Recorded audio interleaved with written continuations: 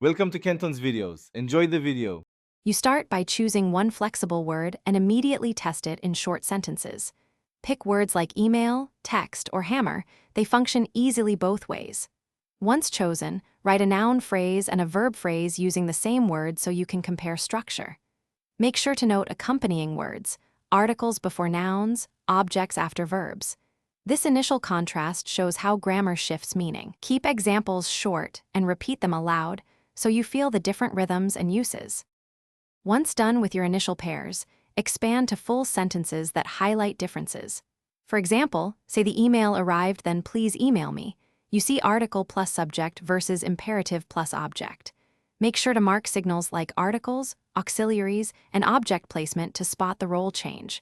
Then run quick drills. Swap the word's role in similar frames and notice meaning shifts.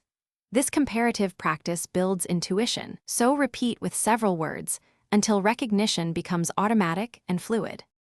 Finish by refining usage across tenses and forms so you can use the word naturally. Try past, progressive, and passive forms. He texted versus texting is quick. Once done, ask someone to listen and flag any confusion or ambiguous readings. If listeners misread the role, rephrase with an article or add an object to clarify. For instance, use a hammer or to hammer the nail. This single troubleshooting tip, rephrase for clarity, resolves most misunderstandings quickly. Thanks for watching. Consider subscribing if we helped you.